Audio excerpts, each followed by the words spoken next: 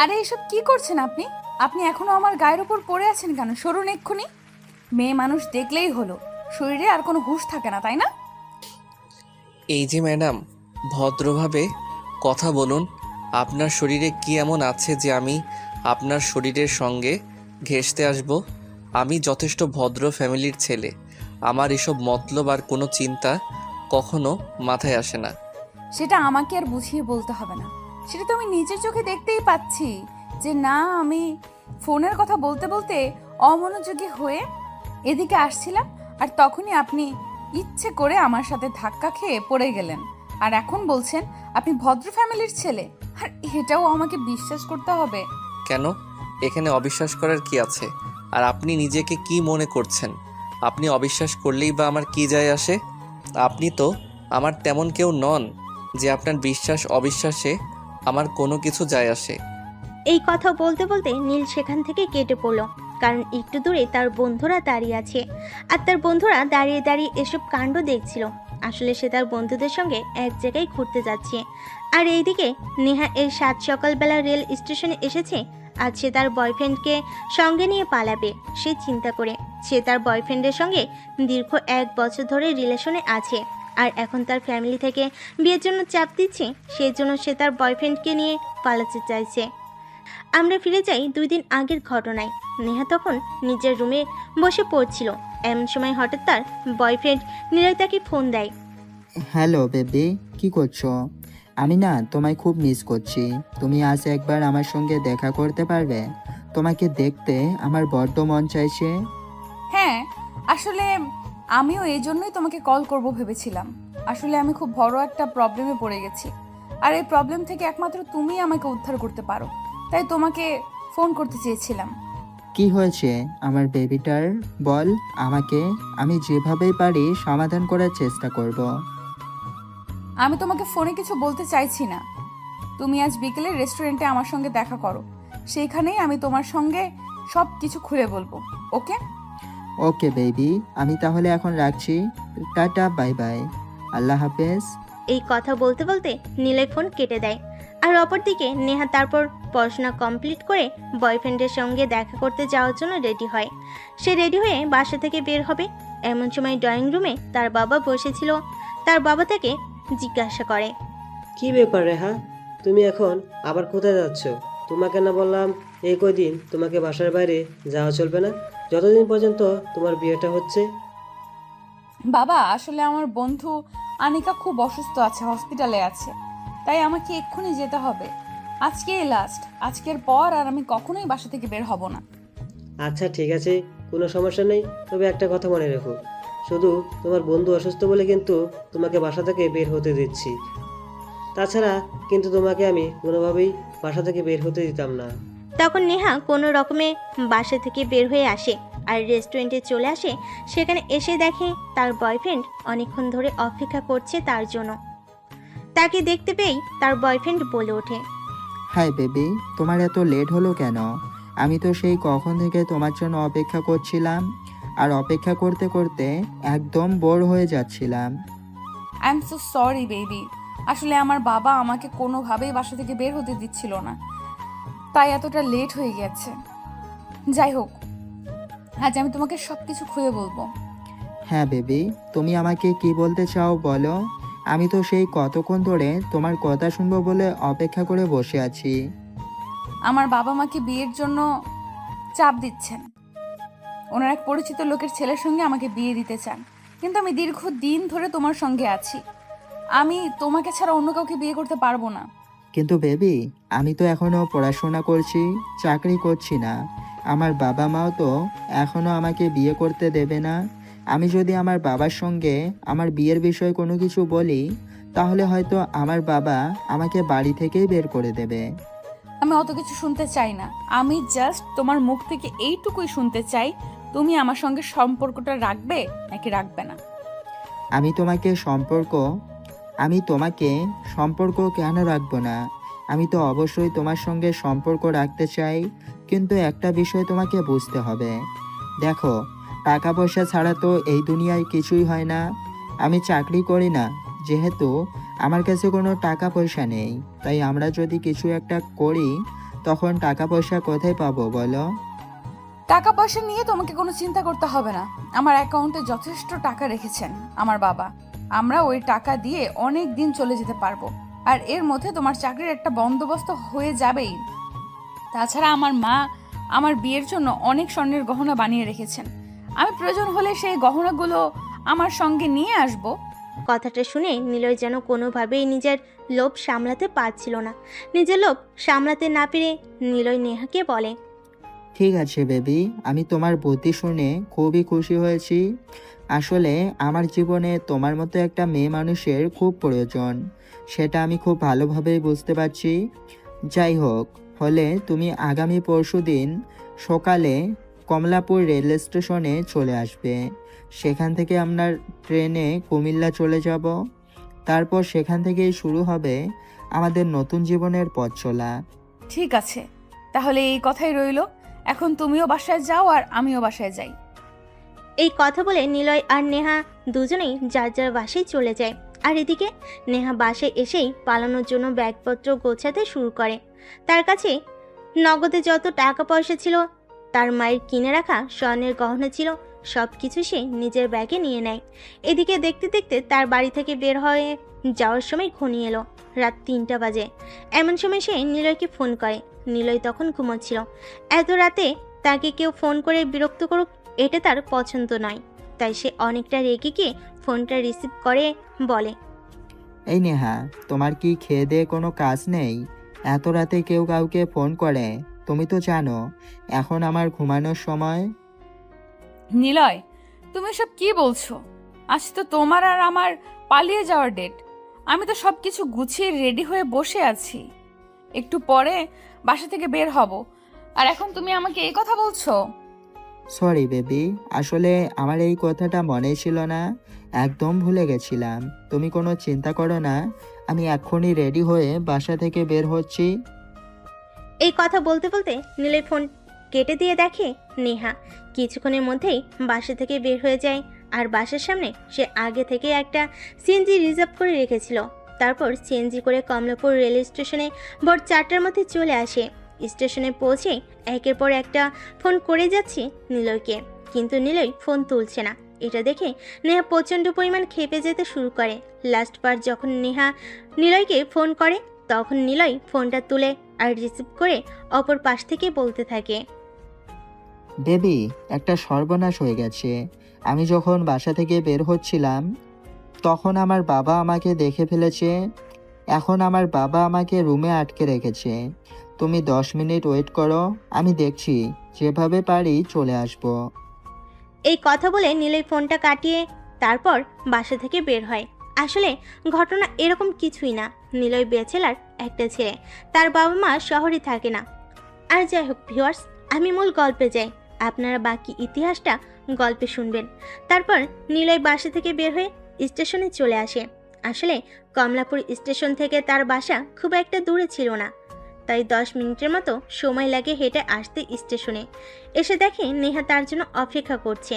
তখন নেহার পাশে গিয়ে বসে আর নেহাকে বলে, নেহা, আমি তোমার বাবার চোখে ফাঁকি দিয়ে চলে এলাম, কিন্তু এখন কথা হচ্ছে তুমি যা যা বলেছিলে সব কিছু এনেছো তো?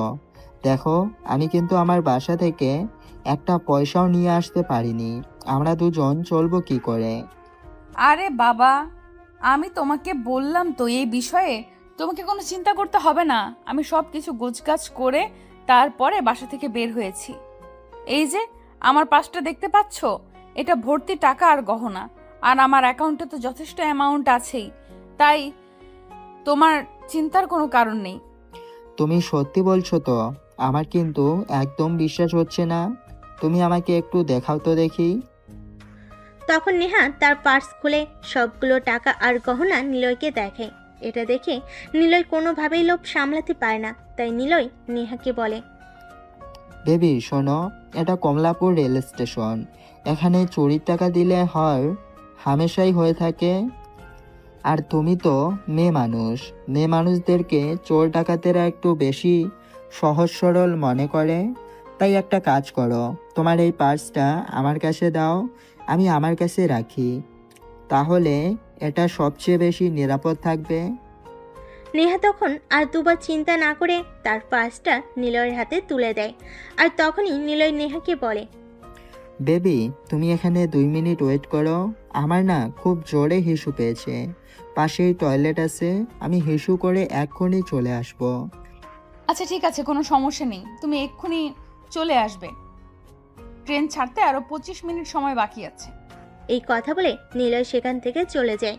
আর এদিকে নেহা বসে বসে নিলয়ের জন্য অপেক্ষা করতে থাকে। কিন্তু 2 মিনিট, 5 মিনিট, 10 মিনিট, 15 মিনিট পেরিয়ে যায়, নিলয়ের আসার নাম গন্ধ নেই। এদিকে নেহা ফোন করতে থাকে, কিন্তু ফোন সুইচ অফ বলছে। নেহা কিছু ভাবতে পারছে না নিলয়ের কিছু হয়েছে। যখন ট্রেন ছাড়তে আর 5 মিনিট বাকি, তখন নিলয়কে ফোনে পাওয়া যায়। আর তখনই নেহা বলতে থাকে, কি ব্যাপার নিলয়, কোথায় তুমি? তুমি তো আমাকে বললে অপেক্ষা করতে, তারপর কোথায় চলে গেলে? আর এখন আসছো না কেন? একটু পরে তো ট্রেন ছেড়ে দেবে। বেবি, সর্বনাশ হয়ে গেছে। আমি যখন স্টেশন থেকে বের হলাম, তখনই আমার বাবা কিছু ছেলেপেলে নিয়ে আমাকে ধরে বেঁধে বাসায় নিয়ে এসেছে। আমার মনে হয় আজ আর তোমার সঙ্গে পালানো হবে না। বাই বেবি, আমাকে ক্ষমা করে দাও। এই কথা বলে আর কোনো উত্তরের অপেক্ষা না করে নিলয় ফোনটা কেটে দেয়। আর এদিকে নেহা কি করবে কিছুই ভাবতে পারছে না, কারণ সে বাড়ি থেকে এতগুলো টাকা আর গহনা নিয়ে পালিয়ে এসেছে। এখন সে খালি হাতে কিভাবে বাসায় ফিরে যাবে? আর বাসায় ফিরে গিয়েই বা বাবা মাকে কি বলবে, কিছুই ভাবতে পারছে না। তাই সে আনমনা হয়ে রেল স্টেশনে হাঁটছিল। আর তখনই তার নীলার সঙ্গে ধাক্কাটা লাগে। তারপরের ঘটনা তো আপনারা দেখলেনই। চলুন এখন আমরা বর্তমান সময়ের গল্পটা বলি। নেহা তখন আনমনা হয়ে রেল স্টেশনে এক পাশে গিয়ে বসে। আর নীল তখন বন্ধুদের সাথে কথা বলছিল। এমন সময় হঠাৎ তার বাড়ি থেকে ফোন আসে। কি রে নীল, কোথায় তুই? তোর রুমের দরজা খোলো। আর তুই রুমে নেই, এত রাতে কোথায় গেছিস?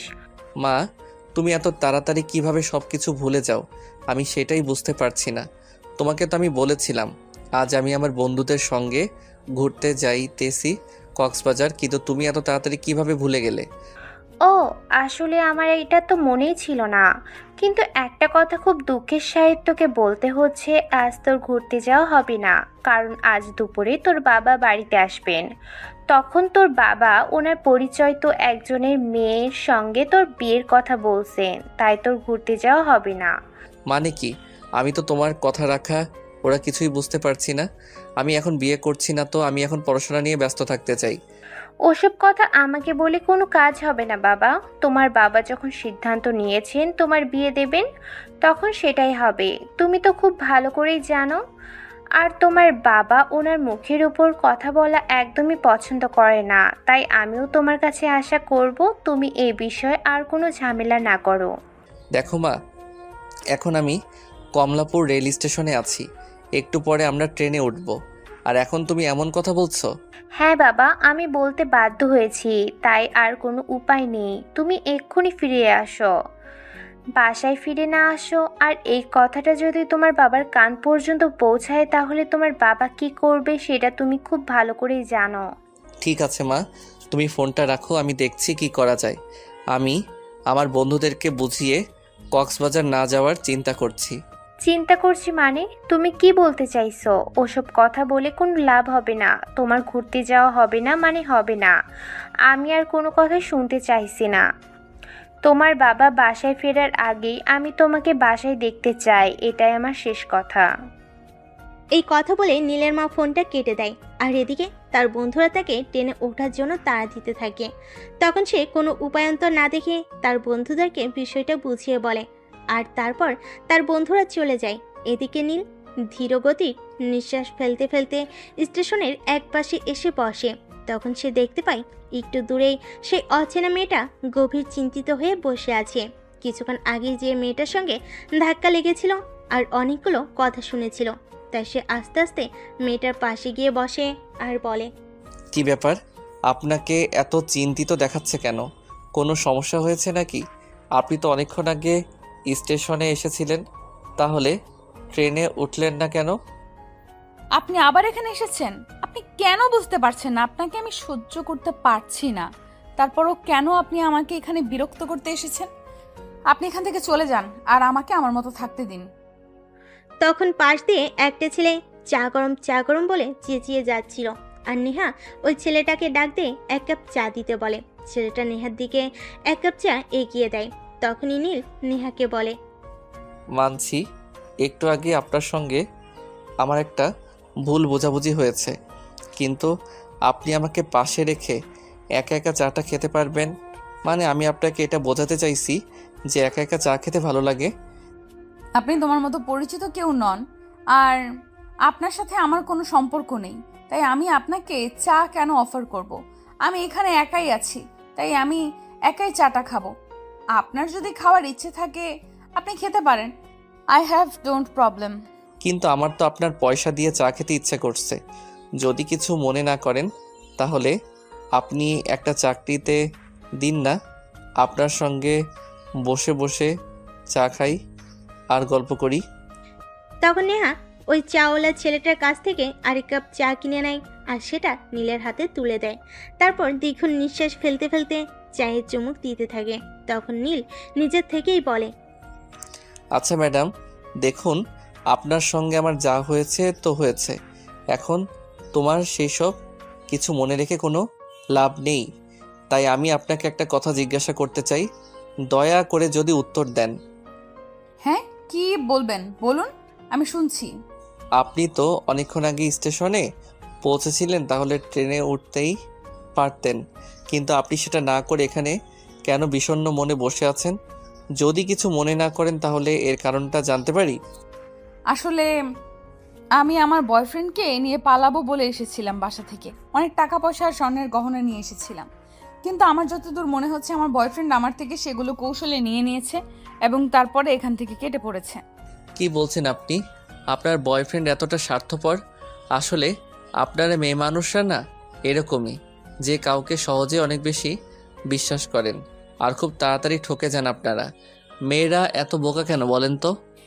এই যে মিস্টার, ঠিক করে কথা বলুন। আমি মোটেও বোকা নই, আমি তাকে ভালোবাসতাম, তাই তো আমি এত কিছু নিয়ে এখানে চলে এসেছি।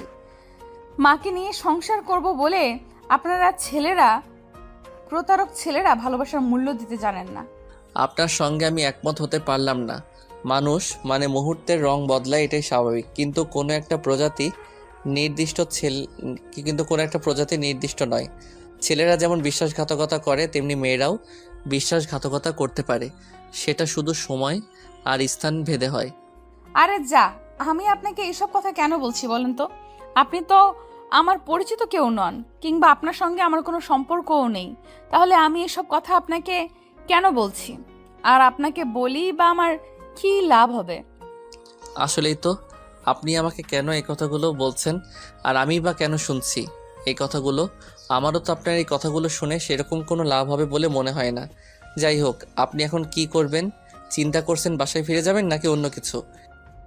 আমি কোনো কিছুই ভাবতে পারছি না কি করব আমি, আর এখন আমার কি করা উচিত। আসলে আমার মেজাজটা খুবই খারাপ হয়ে গেছে। আমি আমার মায়ের আলমারি থেকে মায়ের বিয়ের গহনা সহ আমার বিয়ের জন্য অনেকগুলো গহনা তৈরি করে রেখেছিল, সেগুলোই নিয়ে চলে এসেছিলাম, আর বেঈমানটা সব কিছু নিয়ে পালিয়ে গেল। দেখুন, আমি আপনার বন্ধু নাই হতে পারি, কিন্তু বন্ধু হিসেবে একটা উপদেশ আপনাকে দিতে পারি। যদি সেটা মানেন তাহলে হয়তো আপনার ভালো হবে। উপদেশ দাও, আবার আপনি দিবেন কেন বলেন তো? আমাকে উপদেশ বা বুদ্ধি আপনার কি লাভ? আমি যতদূর জানি আপনি তো আমার পরিচিত বা আত্মীয় কেউ নন। দেখুন, আমরা সবাই মানুষ, আর মানুষ মানুষের জন্য, তাই আপনাকে একটু উপকার করতে পারলে আমার সেরকম লাভ না হলেও ক্ষতি হবে না, সেটা আমি জানি। আচ্ছা ঠিক আছে, আমাকে এত নীতি কথা শোনাতে হবে না। কি বলতে চান বলুন। আমার যদি আপনার অ্যাডভাইস পছন্দ হয় তাহলেই আমি হয়তো সব কিছু করব, আর নয়তো আমার মনে যা আসে আমি তাই করব। আপনি এখন আমার সঙ্গে চলেন, আমি আপনাকে আপনার বাসা পর্যন্ত পৌঁছে দিয়ে আসি। আপনার কি মাথা খারাপ হয়ে গেছে নাকি? আমার বাবা মা সবাই এতক্ষণে জেনে গেছে আমি বাসা থেকে পালিয়ে এসেছি, আর এখন আমি বাসায় কোন মুখ নিয়ে দাঁড়াবো বলতে পারেন? শুনুন, তাহলে আমি বলছি, আপনি আপনার বাসায় ঢুকবেন, আপনার পেছন পেছন আমিও আপনার বাসায় ঢুকবো। তখন আপনার বাবা মা আপনার বাসা থেকে এভাবে চলে আসার কারণ জানতে চাইবে, কেন আপনি তাদেরকে এভাবে ঠকিয়েছেন। তখন আপনি চুপচাপ দাঁড়িয়ে থাকবেন, যা বলার আমি বলবো। কিন্তু আপনি আমার বাবা মাকে ম্যানেজ করতে পারবেন? আমার বাবা কিন্তু প্রচন্ড রাগী মানুষ। আমার বাবাকে কিন্তু সহজে কেউ কোনো কথা শোনাতে পারে না। দেখুন, আপনি ওসব কিছু আপনাকে চিন্তা করতে হবে না। ওইসব চিন্তা আপনি আমার উপর ছেড়ে দেন। আপনি শুধু নিজের উপর কনফিডেন্স রাখেন, আর আপনার বয়ফ্রেন্ড আপনার সঙ্গে যেটা করেছে সেটা ভুলে যাওয়ার চেষ্টা করুন। কিন্তু শোনেন, একটা কথা আপনাকে বলেই নেই, আমার সঙ্গে যেটা করেছে সেটার জন্য আমি নিজেকে কোনোদিনও ক্ষমা করতে পারবো না। যদি ওই শুয়োরের বাচ্চা কোনো দিন আমার সামনে এসে দাঁড়ায়, তাহলে ওকে আমি একদম খুন করে ফেলবো। আচ্ছা, আপনি একটা কাজ করেন তো, আপনার বয়ফ্রেন্ডের কোনো ছবি আছে আপনার কাছে? আপনার বয়ফ্রেন্ডের একটা ছবি আপনি আমাকে দেখাতে পারবেন? হ্যাঁ, অবশ্যই আছে। সে আমার বয়ফ্রেন্ড, আর তার ছবি আমার কাছে থাকবে না এরকম হয় নাকি? আপনি একটু ওয়েট করুন, আমি এক্ষুনি আপনাকে দেখাচ্ছি। এই কথা বলে নেহা তার ব্যাগ থেকে মোবাইলটা বের করে আর মোবাইল বের করে নীলকে নীলের একটা ছবি দেখায়। আর তখন নেহা নীলকে বলে, এই যে দেখুন, এটাই আমার বয়ফ্রেন্ড। দেখুন তো চিনতে পারেন কিনা? হ্যাঁ, আমি তো আপনার বয়ফ্রেন্ডকে চিনি। সে তো আমাদের এলাকাতেই থাকে। যদি আর তার সঙ্গে পার্সোনালি আমার পরিচয় নেই, তবে দু একবার দেখা হয়েছে। তবে একটা কথা আপনাকে বলতে খুব ইচ্ছে করছে, আপনি এই ছেলেটার সঙ্গে প্রেম করতে গেলেন কেন? মানে আপনি কি বলছেন? আমি তো কিছুই বুঝতে পারছি না। এই ছেলেটার তো চরিত্রের সমস্যা আছে। এই ছেলেটা আমাদের এলাকার আরও 2-3টা মেয়ের সঙ্গে সম্পর্ক করে। সে হয়তো নিজেও জানে না যে তার কয়টা গার্লফ্রেন্ড আছে। কি বলছেন আপনি? আমি তো নিজেকে বিশ্বাসই করতে পারছি না। যার সঙ্গে এতদিন ধরে সম্পর্কে আছি তার বিষয়ে আমি কোনো কিছু জানি না। আপনি সত্যি বলছেন নাকি আমাকে? আপনি নতুন করে ইমপ্রেস করার জন্য বাড়িয়ে বলছেন? দেখুন ম্যাডাম, আপনাকে ইমপ্রেস করার মতো ইচ্ছা আর কারণ কোনোটাই আমার নেই। শুধু আপনি কেন, কোনো মেয়েকে ইমপ্রেস করার ইচ্ছা আমার নেই। আর যদি থাকতো তাহলে হয়তো এতদিনে আপনার বয়ফ্রেন্ডের মতো আমারও বেশ কয়েকটা গার্লফ্রেন্ড আমার পকেটে থাকতো। তাছাড়া প্রেম টেম করার মতো যোগ্যতাও আমার নেই। আচ্ছা ঠিক আছে, ওইসব কথা এখন বাদ দেন। আপনি আমাকে অন্য কিছু বলতে চেয়েছিলেন, সেটাই বলুন। আচ্ছা ঠিক আছে, ওইসব কথা এখন বাদ দেন। আপনি আমাকে অন্য কিছু বলতে চেয়েছিলেন, সেটাই বলুন। হ্যাঁ, আমি যেটা বলছিলাম সেটাই আপনাকে বলি। আপনার বয়ফ্রেন্ড নীল একটা দুশ্চরিত্র ছেলে। সে মেয়েদেরকে শুধু ব্যবহার করে।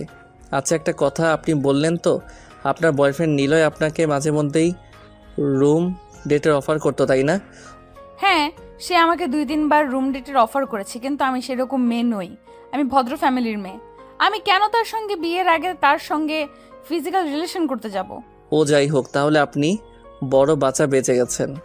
আর যদি আপনি তার সঙ্গে ফিজিক্যাল রিলেশন করে ফেলতেন তাহলে হয়তো বিষয়টা অন্য কিছু হয়ে যেত। যেমন ধরুন, আপনি যদি তার সঙ্গে ফিজিক্যাল রিলেশন করতেন, অ্যাক্সিডেন্টলি আপনি যদি প্রেগনেন্ট হয়ে যেতেন তাহলে কি করতেন? হ্যাঁ, আমি তো এখন সেই চিন্তাটাই করছি। আমি যদি অ্যাক্সিডেন্টালি প্রেগনেন্ট হয়ে যেতাম তাহলে আমি কি করতাম? বড়জোর বেঁচে গেছি যে আমি তার সঙ্গে ফিজিক্যাল রিলেশনে জড়াইনি। যাই হোক, ওসব কথা এখন বাদ দিন। চলুন আপনাকে বাসা পর্যন্ত এখন পৌঁছে দিই, তারপর যা হওয়ার তাই হবে। বলতে বলতে নীল নেহাকে নিয়ে স্টেশন থেকে বের হয় আর একটা অটোরিকশা করে নেহার বাসা পর্যন্ত চলে আসে। বাসার সামনে এসে রিকশা দাঁড়াতেই নেহা নীলকে বলে, দেখুন, আমার খুব ভয় করছে। আমার বাবা কিভাবে রিয়েকশন করবে আমি সেটাই বুঝতে পারছি না। আমাকে তো বললাম এত চিন্তা করার কিছুই নেই। আপনি আমার উপর ভরসা রাখুন, যা হয় আমার উপরই হবে। আর চিন্তা করার কিছুই নেই। সো প্লিজ আপনি শুধু ভিতরে নিয়ে চলেন আমাকে। তখন নেহা মাথা নাড়িয়ে হ্যাঁ সূচক সম্মতি জানিয়ে সিঁড়ি দিয়ে উপরে উঠতে থাকে। তাদের ফ্ল্যাট 4 তলার, নিচের 3 ফ্ল্যাট ভাড়া দেওয়া। দরজার সামনে দাঁড়িয়ে কলিং বেল চাপ দেওয়ার বেশ কিছুক্ষণ পর নেহার বাবা এসে দরজা খুলে আর নেহাকে দেখতে পেয়ে ঠাস করে তার গালে একটা থাপ্পড় বসিয়ে দেয়। তোমার এত বড় সাহস হলো কি করে? তুমি আমাদের কাউকে কিছু না বলে বাসা থেকে বের হয়ে গেছো, আর সঙ্গে ওই বাদরটা কে? এটা কাকে নিয়ে এসেছো?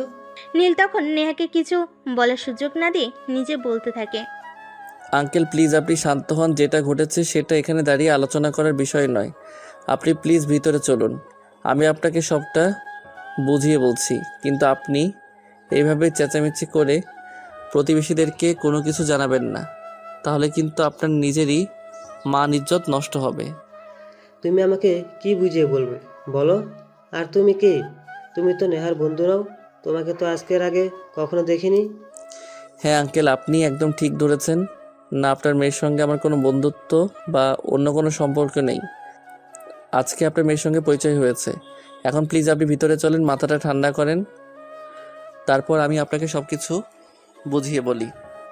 এই কথা শুনে নেহার বাবা নিজেকে একটু শান্ত করে আর চুপচাপ ড্রয়িং রুমে এসে বসে। তারপর কিছুক্ষণ পর নীলের দিকে তাকিয়ে বলে, আমি কিন্তু আর ধৈর্য ধরে রাখতে পারছি না। তুমি কি বলবে বলো, তা না হলে কিন্তু আমার মেজাজ খুব খারাপ হয়ে যাচ্ছে। এমনিতেই মাথা গরম আছে। হ্যাঁ দেখুন আঙ্কেল, আমি যেটা বলবো তারপর আপনার রিয়াকশন কি হবে সেটা আমি সত্যিই জানি না, কিন্তু সত্যি সেটা আপনাকে জানতেই হবে। আপনার মেয়ে একটা ছেলের সঙ্গে রিলেশনে ছিল, কিন্তু আপনি নাকি আপনার মেয়ের জন্য বিয়ের সম্বন্ধ করছেন। তাই আপনার মেয়ে সেই ছেলেটার সঙ্গে পালিয়ে যাওয়ার জন্য বাড়ি থেকে বের হয়ে চলে গিয়েছিল। নেহা, তোমার এত বড় দুঃসাহস হবে সেটা আমি কল্পনাতেও চিন্তা করিনি। তুমি আমার মেয়ে সেটা ভাবতেও আমার ঘেন্না লাগছে। আঙ্কেল প্লিজ আপনি শান্ত হন। আমি আপনাকে কি বলতে চাইছি সেটা আগে আপনি শুনুন, তারপর যা বলার বলুন। তখন নেহার বাবা নিজেকে একটু শান্ত করে সোফায় বসেন আর নীলকে বলতে বলেন। তখন নীল বলতে থাকে, হাসালি, আঙ্কেল যে ছেলেটার সঙ্গে আপনার মেয়ে রিলেশনে ছিল সেই ছেলেটা একটা প্রতারণা করে আপনার মেয়েকে ঠকিয়েছে। তাই আপনার মেয়ে এসব কিছুই সহ্য করতে না পেরে আত্মহত্যা করতে গিয়েছিল, আর সেখান থেকে আমি তাকে বাঁচিয়ে নিয়ে এসেছি। তুমি এই মেয়েটাকে বাঁচালে কেন? এই মেয়েটা তো মরে যাওয়া উচিত ছিল। যে মেয়ে নিজের বাবা মায়ের মান সম্মানের কথা চিন্তা করে না, সে মেয়ে বেঁচে থেকে কী লাভ? সে তো মেয়ে নামে কলঙ্ক। আঙ্কেল প্লিজ আপনি শান্ত হন। দেখুন, আমি আপনার মেয়ের সাথে কথা বলে জানতে পারলাম যে নেহা আপনাদের একমাত্র মেয়ে, আর একমাত্র মেয়ে যে বাবা মায়ের কথাটা প্রিয় হয় সেটা আমি খুব ভালো করে জানি। তাকে অনেক কষ্ট করে বুঝিয়ে সুঝিয়ে আপনার এখানে নিয়ে এসেছি, কারণ আমি এটা খুব ভালো করে জানি আপনি উপরে যতই রাগ দেখাচ্ছেন না কেন আপনার মেয়েকে আপনি প্রচণ্ড ভালোবাসেন। যে মেয়ে নিজের বাবা মায়ের ভালোবাসার কথা চিন্তা করে না, যে বাবা মা তাকে 20টা বছর ধরে আদর করে যত্ন করেছে, সেই বাবা মায়ের কথা চিন্তা না করে বয়ফ্রেন্ডের সঙ্গে পালিয়ে যাওয়ার চিন্তা করি, সেই মেয়েকে আর যাই হোক ভালোবাসা যায় না। এই কথাটা আপনি বুকে হাত দিয়ে বলতে পারবেন? যদি হাত দিয়ে বলতে পারেন তাহলেই আমি বিশ্বাস করব, নয়তো বলবো আপনি শুধু মুখেই বলছেন। তখন নেহার বাবা আর কোনো কথা বলে না, চুপচাপ বসে আছে। আর তখনই নীল নেহাকে বলে, দেখলে তো, তুমি তো বয়ফ্রেন্ডের সঙ্গে রাগ করে নিজেকে শেষ করে দিতে চাইছিলে। আর তুমি নিজেকে যদি শেষ করে দিতে তাহলে তোমার বাবা মা কতটা কষ্ট পেত। হয়তো তোমার মৃত্যুর খবর শুনে তারাও হয়তো স্ট্রোক করে মারা যেত, কারণ তুমি তোমার বাবা মায়ের একমাত্র আদরের সন্তান। এই কথা বলতে বলতে নীল নেহাকে চোখের ইশারায় তার বাবার পা ধরে ক্ষমা চাইতে। তখনই নেহা হাউমাউ করে কাঁদতে কাঁদতে তার বাবার পায়ে জড়িয়ে ধরে বলতে থাকে, বাবা প্লিজ আমাকে তোমরা ক্ষমা করে দাও, আর কখনোই এমন কাজ করব না। জীবনে যা ভুল করার করেছি, আর কোনো ভুল করব না। এখন থেকে তোমরা যা বলবে আমি তাই করব। হ্যাঁ আঙ্কেল, নেহা একদম ঠিক কথাই বলেছে। হাজার হোক নেহা আপনাদের সন্তান। নেহার ভুলগুলো যদি আপনারা ক্ষমা না করেন তাহলে সে কোথায় যাবে বলেন? সে যেহেতু এত করে আপনাদের কাছে ক্ষমা চাইছে, আপনি প্লিজ নেহাকে ক্ষমা করে দিন। আর একটা কথা আঙ্কেল, আমি শুনেছি আপনি নাকি তাকে বিয়ের জন্য প্রেশার দিচ্ছেন। তাই আমি বলবো, সে যেহেতু এরকম একটা অ্যাক্সিডেন্ট থেকে বের হয়ে এসেছে, তাই আপনারা প্লিজ তাকে একটু সময় দেন নিজেকে গুছিয়ে নেওয়ার জন্য। তারপর না হয় এসব কিছু নিয়ে চিন্তা করা যাবে। আচ্ছা ঠিক আছে, তুমি একটু বসো, আমি তোমাকে আপ্যায়নের বন্দোবস্ত করি। না, কেন? সেটার কোনো প্রয়োজন হবে না। আসলে আমি এখন বাসায় গিয়ে আমার মায়ের সঙ্গে নাস্তা করব। আসলে আমি প্রতিদিন সকালে আমার মায়ের সঙ্গে নাস্তা করি, কিন্তু আজ অ্যাক্সিডেন্টলি আমি আবার বন্ধুদের সঙ্গে ট্যুরে চলে যাচ্ছিলাম, কিন্তু কোনো একটা কারণ আছে আজ আমার ট্যুরে যাওয়া হচ্ছে না। আর হয়তো আল্লাহ তাআলা এটাই চেয়েছিলেন, আমি যদি আজ বন্ধুদের সঙ্গে ট্যুরে চলে যেতাম তাহলে হয়তো আপনার মেয়েকে আপনাদের হাতে পৌঁছে দিতে পারতাম না। যাই হোক বাবা, আমি কিন্তু তোমার কোনো কথাই শুনছি না। তোমার আন্টি এতক্ষণ বসে বসে কান্না করেছিলেন। একটা মাত্র মেয়ে তো, খুব ভালোবাসি মেয়েকে, তাই মেয়ের এভাবে চলে যাওয়াটা মেনে নিতে পারেননি। তুমি জাস্ট 1 ঘন্টা সময় দাও, আমি তোমার আন্টিকে বলছি এক্ষুনি নাস্তা রেডি করতে। নীল অনেক নিষেধ করার পরও নেহার বাবা কোনো কথাই শুনলেন না। তিনি নেহার মাকে নাস্তা রেডি করতে বলেন আর তারপর নাস্তা শেষ হলে নীল তাদের সবার কাছ থেকে বিদায় নিয়ে নিজের বাসার উদ্দেশ্যে রওনা দেয়। আর নেহা তাকে গাড়ির গেট পর্যন্ত এগিয়ে দেয়। যখন গাড়িতে উঠে যাচ্ছিল তখন নেহা বলে, তা মিস্টার, আপনি এত বড় একটা উপকার করলেন, আপনাকে তো ধন্যবাদ জানানোই হলো না। অন্তত আপনার ফোন নাম্বারটা দিয়ে যান, যাতে মাঝে মধ্যে আপনার খোঁজ খবর নিতে পারি। ফোন নাম্বার নেবেন না? আচ্ছা ঠিক আছে, কোনো সমস্যা নেই এলিয়েন। এই বলে নিজের একটা অটোতে উঠে আর তারপর বাসে চলে আসে। বাসে এসে কলিং বেল চাপ দিতেই তার মা দরজা খুলে আর দরজায় দাঁড়িয়ে থেকেই বলতে থাকে, কি ব্যাপার নীল? স্টেশন থেকে আসতে তো এত সময় লাগে না? তুমি এতক্ষণ কোথায় ছিলে? এখন ভিতরে চলো, তারপর সময় করে সবকিছু খুলে বলবো। এখন বলা যাবে না, অনেক সময় লাগবে। বলতে বলতে সে তার মাকে নিয়ে ভিতরে চলে আসে আর বিছানায় এসে শুয়ে একটা লম্বা ঘুম দেয়। বিকাল প্রায় 3টা হবে বাজে। সে তখনও ঘুমাচ্ছিল। এমন সময় হঠাৎ করে ফোনের রিংটোন বাজতে শুরু করে। মোবাইলটা হাতে নিয়ে দেখে একটা আননোন নাম্বার থেকে ফোন এসেছে। সে সচরাচর আননোন নাম্বারে ফোন রিসিভ করে না, কিন্তু পরপর ফোনটা বেজে যাচ্ছিল, তাই সে ফোনটা রিসিভ করে। কি ব্যাপার মিস্টার, ফোন রিসিভ করতে ভয় লাগে নাকি? সে কখন থেকে ফোন দিয়েই চলেছে, কিন্তু আপনি কোনোভাবেই ফোনটা রিসিভ করছেন না কেন বলেন তো? কে আপনি আর আপনার ফোন রিসিভ করতে হবে সেটা কোন গ্রন্থে লেখা আছে? ও পরিচিত কাউকে এত কল করতে হয় নাকি? আরে সকালবেলা আমাকে এত বড় একটা বিপদের হাত থেকে বাঁচালেন, আর এখন জিজ্ঞেস করছেন কি? আপনি তো বড্ড ভুলো মনের মানুষ, কোনো কিছুই মনে রাখতে পারেন না। ও আপনি নেহা? আসলে তখন তো আপনি শুধু আমার নাম্বারটা নিয়েছিলেন, আপনার নাম্বারটা তো আমাকে দেননি, তাই আপনার নাম্বারটা চিনতে পারিনি। যাই হোক, আমি চলে আসার পর আর কোনো গন্ডগোল হয়নি তো? আরে না, আপনি যেভাবে গল্পটাকে সাজিয়েছেন, এরপর কি আর গন্ডগোল হওয়ার কোনো চান্স আছে? যাই হোক, কি করছিলেন আপনি? কি আর করব, বন্ধুদের সঙ্গে ঘুরতে যেতে তো পারলাম না, তাই ঘুমাচ্ছিলাম। আর আপনি কি করছেন? একজনের সঙ্গে কথা বলছি। তাই নাকি? আচ্ছা ঠিক আছে, তাহলে কথা বলুন, আর কথা শেষ হলে মন চাইলে ফোন দিয়েন। আরে বাবা, আপনি এরকম কেন বলেন তো? আমি তো আপনার সঙ্গেই কথা বলছি, সেটাই তো বললাম। আর আপনি এত বেশি বোঝেন কেন, সেটাই বুঝতে পারছি না। ও আসলে আমি আপনার কথাটা বুঝতে পারিনি। যাই হোক, এখন কি চিন্তা ভাবনা করছেন? আবার নতুন করে কারোর সঙ্গে প্রেম করবেন নাকি? না, সেসব কিছু নিয়ে এখনো তেমন কোনো চিন্তা করিনি। তবে একজনকে আমার খুব ভালো লেগে গেছে। সে যদি আমার সাথে প্রেম করতে চায়, অবশ্যই আমি তার সঙ্গে প্রেম করব। আপনার মেয়েরা পারেনও বটে, একটা মেয়েরই আসল অবদান হলো না, আর একটা প্রেম করার ইচ্ছে করছেন। যাই হোক, সেসব আপনাদের নিজেদের ব্যক্তিগত ব্যাপার, আমি কেন সেসব নিয়ে নিজেকে ইনভলভ করছি? আচ্ছা, আপনি এত আনরোমান্টিক কেন বলেন তো? বয়স তো কম হলো না, একটা প্রেম টেম করেন। আর প্রেম করতে না পারলে বিয়ে তো করেন। প্রেম হয়তো আমাকে দিয়ে হবে না, তবে বিয়েটা হবে হয়তো, কারণ আমার মা বলেছে আমার বাবা নাকি আমার জন্য বিয়ের সম্বন্ধ করছেন, তাই বিয়েটা হয়তো হয়ে যেতে পারে। কিন্তু আমার মন প্রাণ রোমান্টিক ছেলের সঙ্গে কে প্রেম করবে বলেন তো? আচ্ছা, যদি কিছু মনে না করেন একটা কথা বলি, আপনি কেমন মেয়ে পছন্দ করেন? যদি বলতেন তাহলে হয়তো আমি আপনাকে একটু সহযোগিতা করতে পারতাম। না ম্যাডাম, আমাকে সহযোগিতা করার কোনো প্রয়োজন নেই। আপনি নিজের চরকে তেল দেন, আমি রাখছি। খুব ঘুম পাচ্ছে, ঘুমাবো আমি। আপনি আমার কাঁচা ঘুমটা ভেঙে দিলেন। ও তাই নাকি? আচ্ছা সরি, রাখছি তাহলে। ভালো থাকবেন, টাটা, বাই বাই। এই কথা বলে নেহা ফোনটা কেটে দেয়। সন্ধ্যা হয়ে যায়। নীলের বাবা বাড়িতে আসে, কিন্তু সেরকম কোনো আভাস পাওয়া যায়নি। পরের দিন ব্রেকফাস্ট টেবিলে যখন নীল ব্রেকফাস্ট করতে আসে, তখন নীলের বাবা বলে, দেখো নীল, তুমি এখন যথেষ্ট বড় হয়ে গেছো, তাই আমি চাইছি এখন তোমার বিয়ে শাদী নিয়ে চিন্তা ভাবনা করতে। কিন্তু বাবা, আমার অনার্স কমপ্লিট করতে তো আরও 3 মাস সময় বাকি আছে। আগে পড়াশোনাটা শেষ করি, তারপর বিয়ের শাদী নিয়ে চিন্তা করি। আচ্ছা ঠিক আছে, সে তুমি যা ভালো মনে করো তাই করো। আমি এই বিষয়ে তোমাকে কোনো কিছুই বলবো না, কারণ আমি চাই না আমার ছেলে তার মতের বিরুদ্ধে গিয়ে কিছু করুক। লাভ ইউ বাবা, থ্যাংক ইউ সো মাচ। জানতাম আমার মা আমাকে না বুঝলে তুমি আমাকে খুব ভালো করেই বুঝবে, কারণ তুমি তো আমার বাবা, আর বাবারা সবসময় তাদের ছেলেদেরকে খুব ভালো করে বোঝে, তাই না বাবা? বলতে বলতে সবাই যার যার রুম মতো নাস্তা শেষ করে নিজের রুমে চলে যায়। আর এদিকে দেখতে দেখতে বেশ কয়েকদিন চলে যায়। ইতিমধ্যেই নীল আর নেহা প্রায়ই ফোনে কথা বলে, আর কথা বলতে বলতে তাদের মধ্যে একটা ভালো বন্ডিংও তৈরি হয়ে গেছে।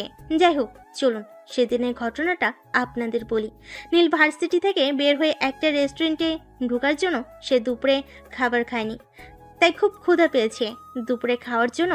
আর রেস্টুরেন্টে ঢুকেই দেখতে পাই নেহার এক্স বয়ফ্রেন্ড একটা মেয়েকে নিয়ে রেস্টুরেন্টে খেতে এসেছে। সেটা দেখতে পেয়ে সঙ্গে সঙ্গে নেহাকে ফোন করে।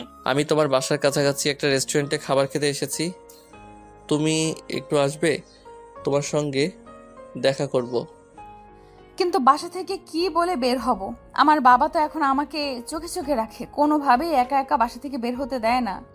তুমি একটা কাজ করো, তোমার বাবাকে গিয়ে বলো তোমার একটা বন্ধু অ্যাক্সিডেন্ট করেছে, তাই তোমাকে এক্ষুনি বাসা থেকে বের হতে হবে। কারণ তোমার বন্ধুর রক্তের প্রয়োজন, আর তোমার বন্ধুর ব্লাড গ্রুপ 1। মাথায় এত বুদ্ধি আছে কি করে, আমি সেটাই বুঝতে পারি না। আপনি হুটহাট এইভাবে বুদ্ধি কিভাবে বের করেন বলেন তো? প্লিজ, এখন এত কথা বলার সময় নেই। তোমাকে যেটা বলেছি তুমি সেটাই করো। তুমি এক্ষুনি তোমার বাবাকে গিয়ে বলো এই কথাটা, তারপরে বের হয়ে আসো। তখন নেহা ঠিক আছে বলে ফোনটা কেটে দেয় আর তার বাবার কাছে যায়। নীলের বলা কথাটা তার বাবাকে বলে আর তার বাবার নিমেষে রাজি হয়ে যায়। তারপর সে বাসা থেকে বের হয়ে সে রেস্টুরেন্টে চলে আসে এবং নীলের সামনে চেয়ারে বসে তখন সে নীলকে বলে, আচ্ছা, আপনি এখানে খেতে এসেছেন সেটা বুঝলাম, কিন্তু এইভাবে আমাকে ডাকার কারণটা কি? আপনি কি আমায় ট্রিট দেবেন নাকি? তুমি ট্রিট চাইলে অবশ্যই আমি দেব, কোনো সমস্যা নেই। কিন্তু এখানে আমি তোমাকে অন্য একটা কারণে ডেকে এনেছি। কি যে বলেন না, আপনি আমার কথার আগামাথা কিছুই বুঝতে পারি না।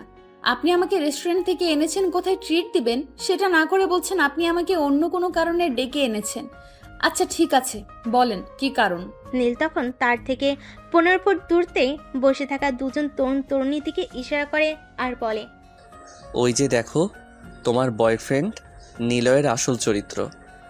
সেদিন তুমি অনেক বলেছিলে আমি তোমাকে ইমপ্রেস করার জন্য বাড়ি বানিয়ে বানিয়ে বলেছি। এখন কি বলবে বলো? নীল অন্য একটা মেয়েকে রেস্টুরেন্টে নিয়ে খেতে এসেছে আর সে মেয়েটার সঙ্গে হাত ধরাধরি ঘেঁষাঘেঁষি করে কথা বলছে।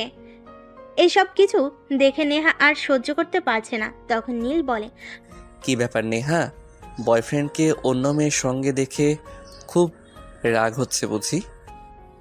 বয়ফ্রেন্ডকে অন্য মেয়ের সঙ্গে দেখে আমি জেলাস ফিল করছি সেরকমটা নয়, আমি শুধু মেয়েটার জন্য আফসোস করছি, কারণ সেও হয়তো আমার মতো বোকা, আর বোকা না হলে এরকম একটা প্রতারকের প্রেমে পড়তো না।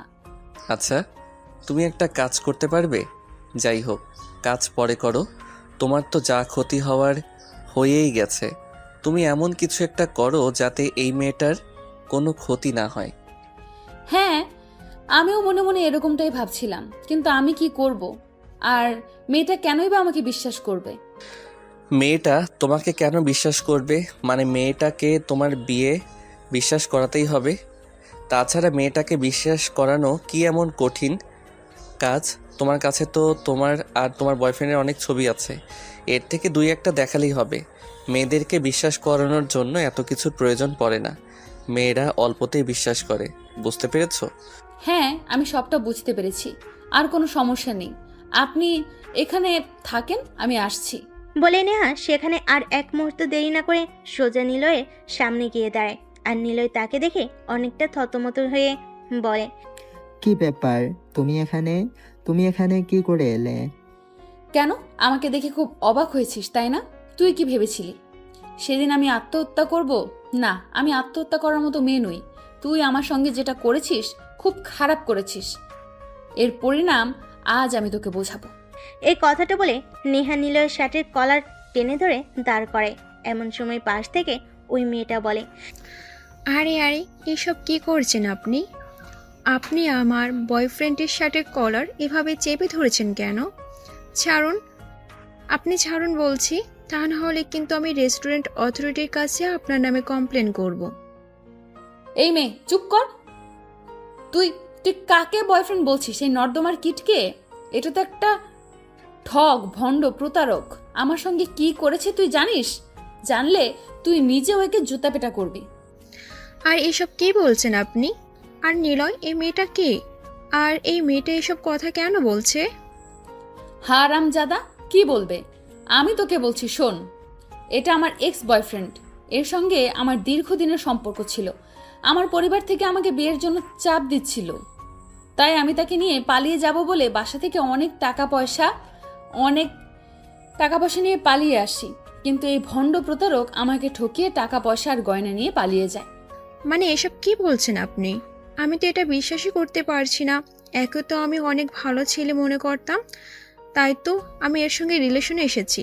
আর আমার বাবা মা যদি জানতে পারে আমি এমন একটা বদমাশের সঙ্গে রিলেশনে এসেছি, তাহলে তো আমার বাবা মা আমাকে মেরেই ফেলবে। প্লিজ বেবি, তুমি আমাকে ভুল বোঝো না। এই মেয়েটা একদম মিথ্যা কথা বলছে। এই মেয়েটাকে আমি চিনি না। এই মেয়েটার সাথে আজকের আগে কখনো আমার দেখাই হয়নি। প্লিজ তুমি আমাকে ভুল বোঝো না।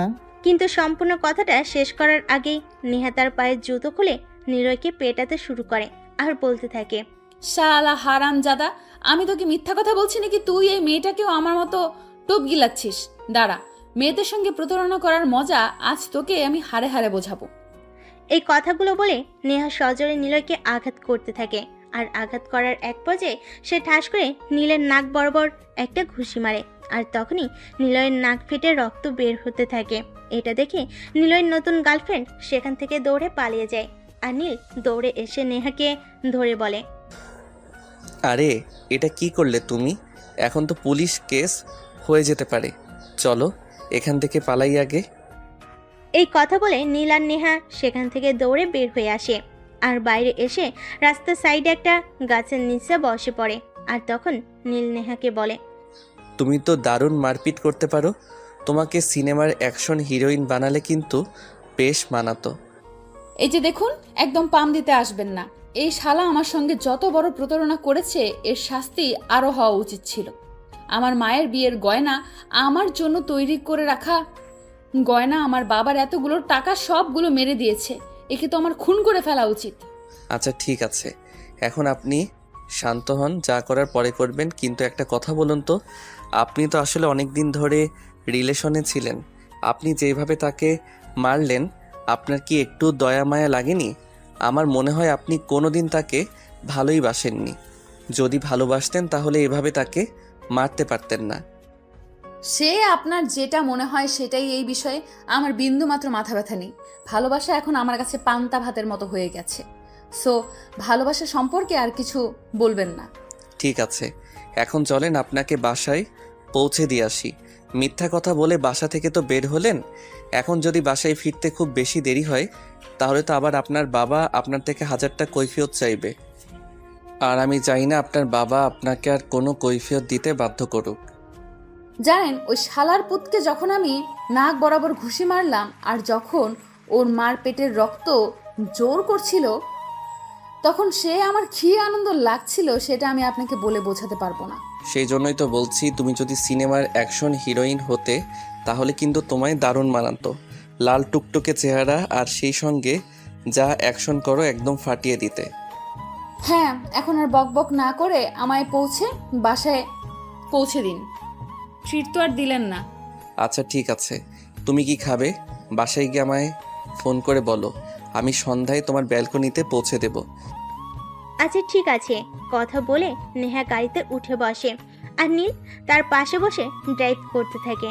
তাদের বাসার সামনে এসে সে নেহাকে নামিয়ে দিয়ে সেখান থেকে চলে যায় বাসায়। গিয়ে কিছুক্ষণ পর সে নেহাকে ফোন করে। কি খবর ম্যাডাম? বাসায় যাওয়ার পর আঙ্কেল কিছু বলেছিল? না, কিছু বলেনি।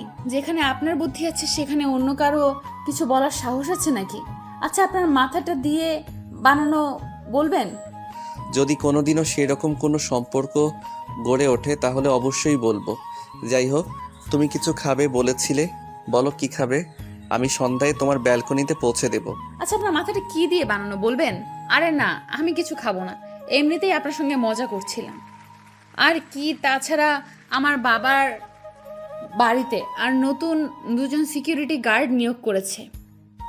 আপনি কোনোভাবেই আসতে পারবেন না। আমি কিভাবে আসবো না আসবো সেসব একান্তই আমার ব্যক্তিগত ব্যাপার। সেসব বিষয়ে তোমাকে চিন্তা করতে হবে না। তোমাকে আমি যেটা বলেছি তুমি সেটাই করো। কি খাবে বলো? আচ্ছা ঠিক আছে, আপনি যখন এতটা রিস্ক নিতে চাইছেন, তাহলে আমিও দেখতে চাই আপনি কত বড় বীর পুরুষ। একটা কাজ করবেন, আমার কাচ্চি বিরিয়ানি খেতে খুব মন চাইছে, 1 প্যাকেট কাচ্চি বিরিয়ানি হলেই হবে। আচ্ছা ঠিক আছে, আপনি যখন এতটা রিস্ক নিতে চাইছেন, তাহলে আমিও দেখতে চাই আপনি কত বড় বীর পুরুষ। একটা কাজ করবেন, আমি কাচ্চি বিরিয়ানি খেতে খুব মন চাচ্ছে, একটা কাচ্চি বিরিয়ানি হলেই হবে। এই সামান্য 1 প্যাকেট কাছে বিরিয়ানি, আর এটা আমি তোমাকে খাওয়াতে পারবো না। ওকে, তুমি ওয়েট করতে থাকো। সন্ধ্যা 7টা বাজে, এর আগেই তোমার বেলকনিতে কাচ্চি বিরিয়ানি পৌঁছে যাবে। এই কথা বলে সঙ্গে সঙ্গে নীল ফোনটা কেটে দেয়। আর এদিকে বিকেল গড়িয়ে সন্ধ্যা হতে থাকে। নেহা অপেক্ষা করতে থাকেন নীল কখন তার জন্য বিরিয়ানি নিয়ে আসবে। আদৌ কি নীল তার জন্য বিরিয়ানি নিয়ে আসতে পারবে? আর আসলো কি সেটা তার হাত পর্যন্ত পৌঁছবে, তার পেটে পড়বে? তো ভিউয়ার্স, চলুন দেখা যাক কি হয়। সন্ধ্যা হবে এমন সময় নীল বাসা থেকে বের হয় আর তার পরিচিত বেস্ট কাচ্চি বিরিয়ানি যেখানে পাওয়া যায় সেখানে চলে যায়। সেই দোকান থেকে 2 প্যাকেট কাচ্চি বিরিয়ানি কিনে তারপর সেখান থেকে সোজা নেহার বাসায়। তার বাসার সিকিউরিটি গার্ড আছে, সামনে রেখে পিছনের গেটে তো আর কোনো সিকিউরিটি নেই। তারপর সেখান থেকে সোজা নেহার বাসা। তার বাসায় সিকিউরিটি গার্ড আছে, সামনে রেখে পিছনের গেটে তো আর কোনো সিকিউরিটি গার্ড নেই। তাই নীল দেওয়াল টপকে বাড়ির ভিতরে প্রবেশ করে আর পানির পাইপে নেহার বেলকনি পর্যন্ত চলে আসে। নেহা তখন নিজের রুমে বসে বসে নীলের জন্য অপেক্ষা করছিল। নীল বেলকনিতে উঠে গেছে, কারণ বেলকনিতে কোনো গ্রিল দেওয়া ছিল না, তাই সহজে রুমের ভিতরে চলে আসে। নীলকে দেখে নেহা একটা চিৎকার দিবে, এমন সময় নীল তার মুখ চেপে ধরে আর বলে, এই কি করছো তুমি? তুমি চিৎকার দিলে তো তোমার বাবা মা জেনে যাবে এখানে আমি এসেছি।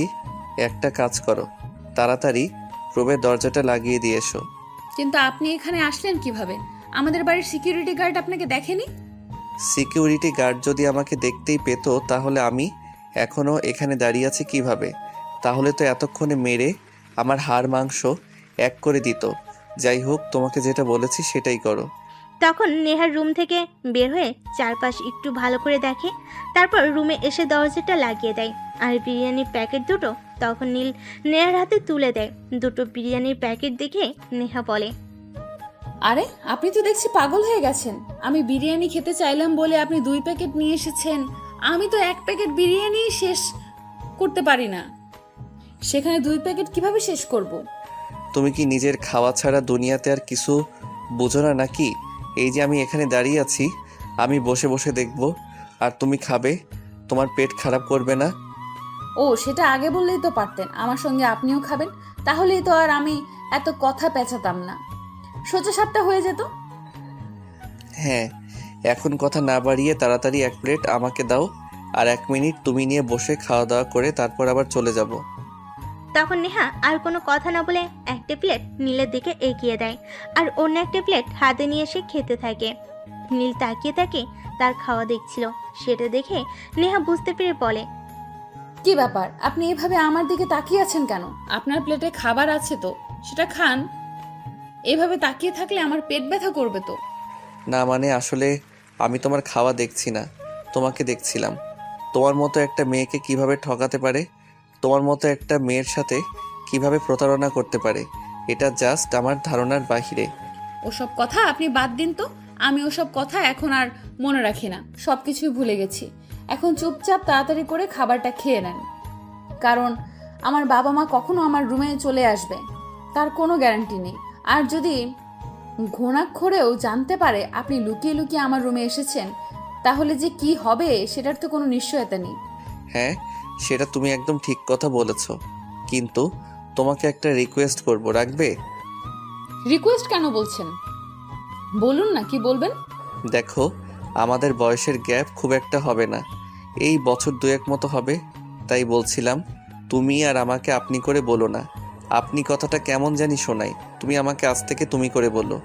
আচ্ছা ঠিক আছে, কোনো সমস্যা নেই, আজ থেকে আমি তোমাকে তুমি করেই বলবো, কিন্তু এখন দয়া করে খাবারটা শেষ করো আর এখান থেকে বিদায় হও। তখন নীল আর কোনো কথা না বলে চুপচাপ খাবার খেতে থাকে। তারপর বেলকনিতে যেভাবে এসেছিল সেভাবে সেখান থেকে বের হয়ে আসে। এভাবে চলতে থাকলো দিনকাল। ইদানিং মাঝে মধ্যেই নেহা এটা ওটার আবদার করে, আর নীল সেগুলো মেটাতে থাকে। নেহা তার কাছে কিছু একটা চাইলে তার খুবই ভালো লাগে। নেহা যখন রাতের 12টার সময় ফোন দিয়ে বলে তার জন্য ফুচকা নিয়ে যেতে, নীল দেওয়াল টপকে তার জন্য ফুচকা নিয়ে যায়। দুজনে একসঙ্গে বসে খায়, খুব এনজয় করে টাইমগুলা। এভাবে চলতে থাকে তাদের সময়। ইদানিং নীল বুঝতে পারে নেহা তার প্রতি অনেকটাই দুর্বল।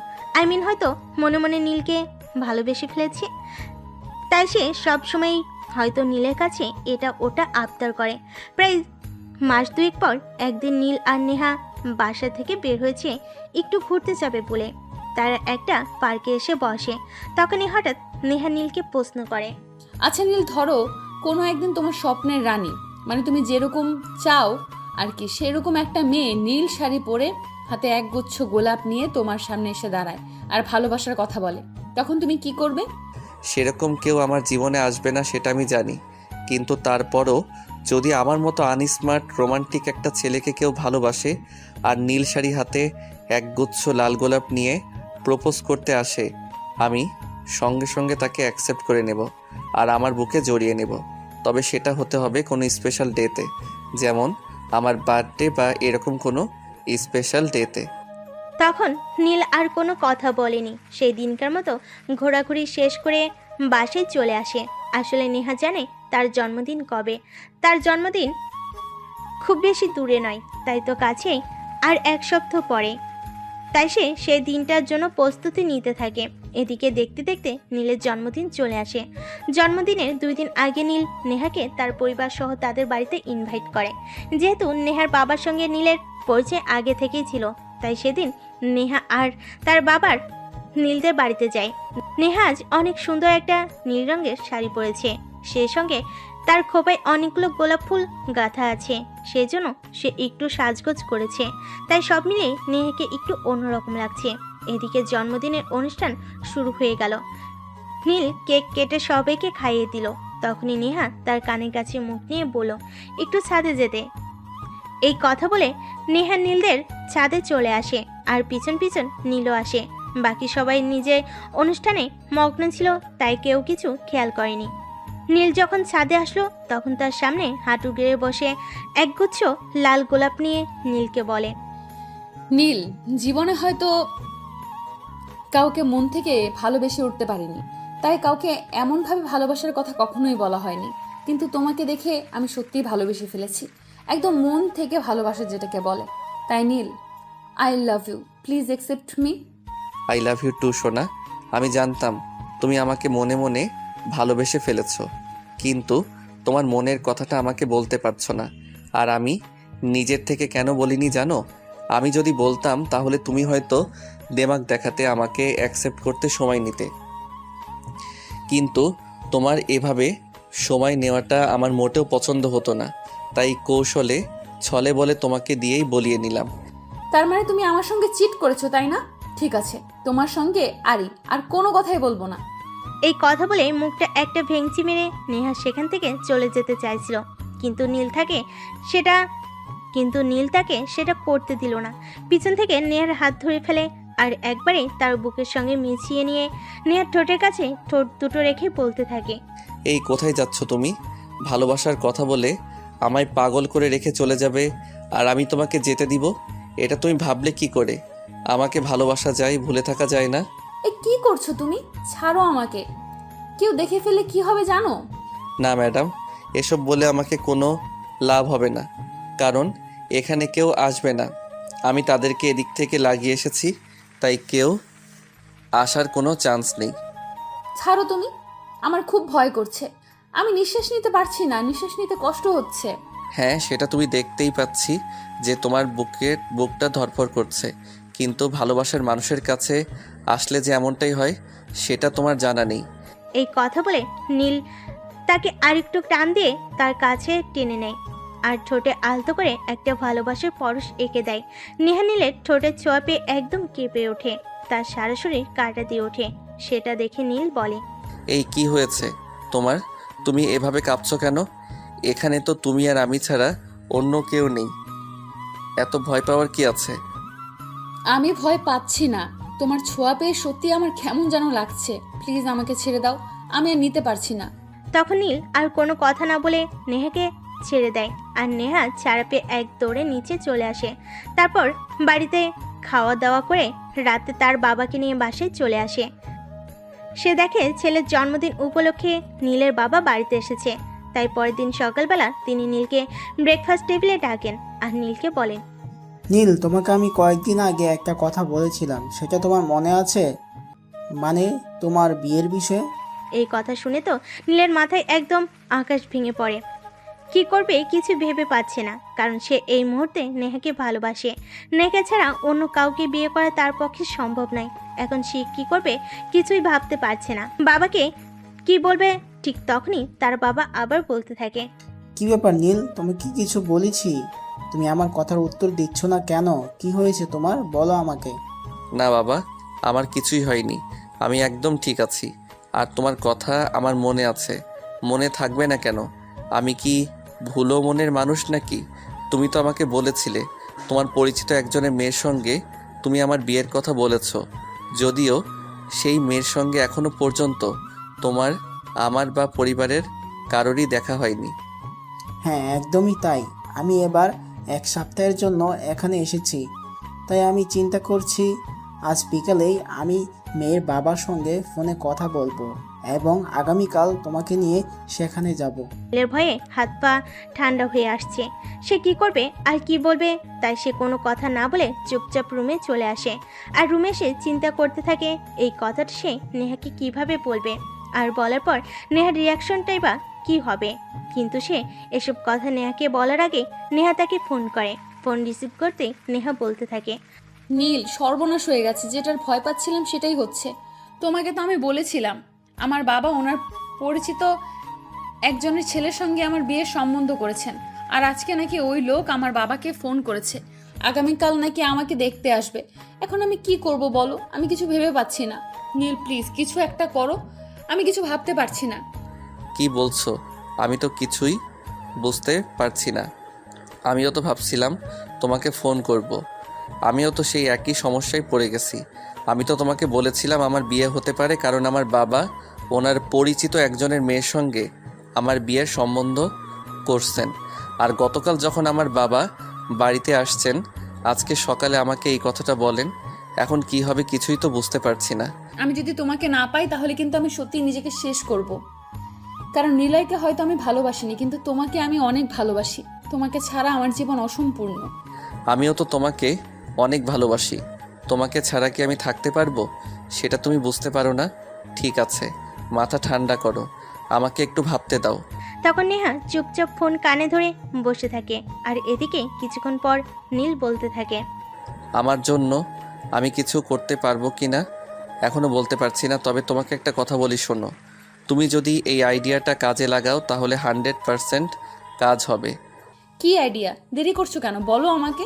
পাত্রপক্ষ যখন তোমাকে দেখতে আসবে, তোমাকে যখন তাদের সামনে নিয়ে যাওয়া হবে, তখন তুমি সবার সামনে বলে দেবে তোমার বাবা তোমাকে জোর করে বিয়ে দিতে চাইছেন। তোমার এই বিয়েতে কোনো মত নেই, তুমি অন্য একটা ছেলের সঙ্গে সম্পর্কে আসো। তখন দেখবে পাত্রপক্ষ এমনিতেই বিয়ে ভেঙে চলে যাবে, কারণ একটা ছেলে আর যাই হোক রানিং প্রেম করা একটা মেয়ের সঙ্গে বিয়ে করবে না। সত্যিই তুমি একটা জিনিয়াস, তোমার মাথায় বুদ্ধি আছে বলতে হয়। আচ্ছা ঠিক আছে, এখন রাখছি।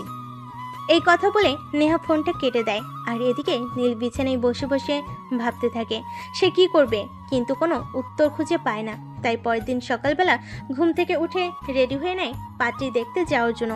যদিও যেতে তার বিন্দু মাত্র ইচ্ছা নেই, কিন্তু তারপরেও ওকে যেতেই হবে, কারণ তার বাবার আদেশ সে অমান্য করে না।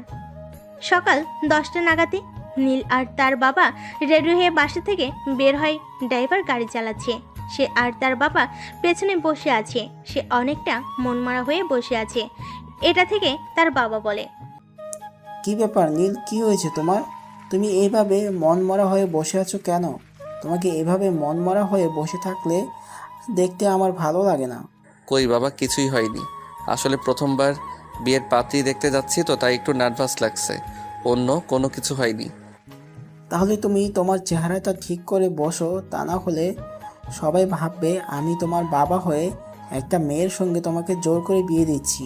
তখন নীল তার বাবাকে কোনো উত্তর দেয় না, কিন্তু এভাবে চুপ বসে থাকে।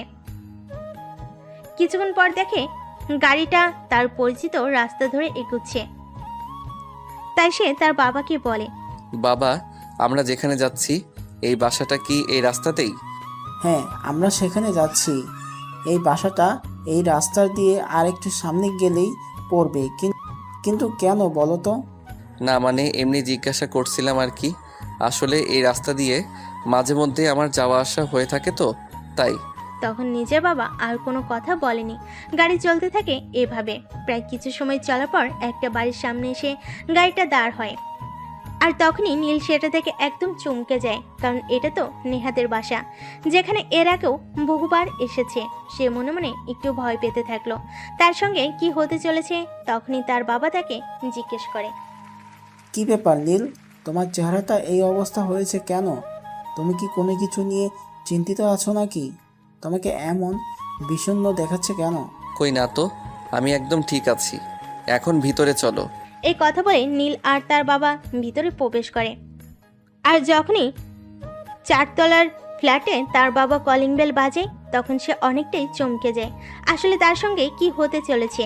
তার বাবা কি কোনোভাবে জানতে পেরেছে যে নেহার সঙ্গে তার সম্পর্ক আছে, নাকি তার বাবা কোনো কিছু না জেনে নেহার সঙ্গে বিয়ের সম্বন্ধ করেছে? সে আর কিছুই ভাবতে পারছে না। কলিং বেল চাপ দেওয়ার কিছুক্ষণ পরে নেহার মা এসে দরজা খুলে দেয় আর তারা দুজনে ভিতরে প্রবেশ করে। বিশেষ দুর্গষ্ট, এর আগে কখনো নেহার মায়ের সঙ্গে নীলের দেখা হয়নি, তাই নেহার মা নীলকে চিনতে পারেনি।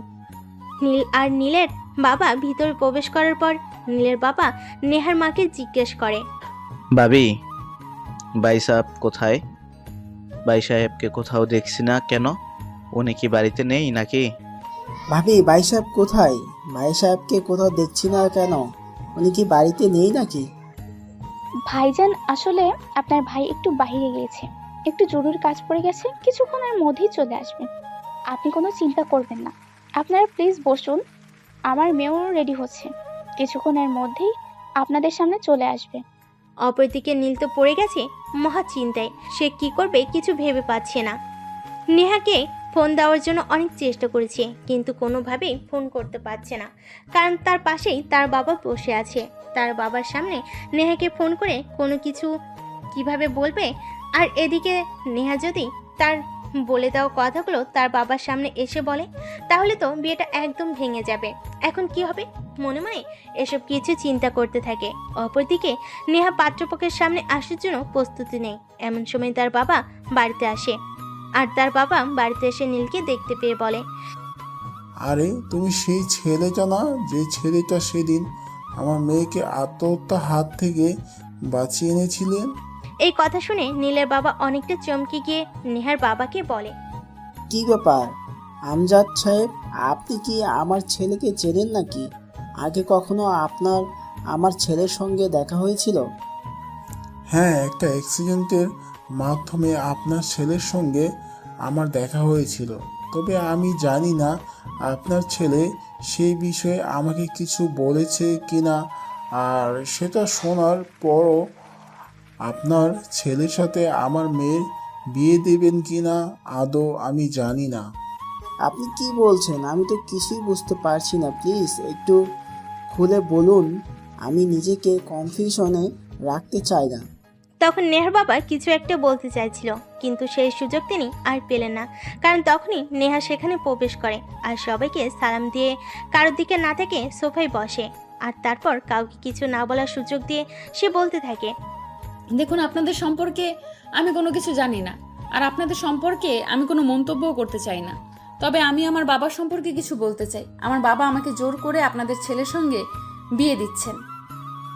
আপনাদের ছেলেকে আমার বিয়ে করার কোনো ইচ্ছে নেই, কারণ আমি অন্য একজনকে ভালোবাসি। কিন্তু আমার বাবা আমার সেই ভালোবাসার সম্পর্ক মেনে নিতে নারাজ, তাই আপনাদের ছেলের সঙ্গে আমাকে জোর করে বিয়ে দিচ্ছেন।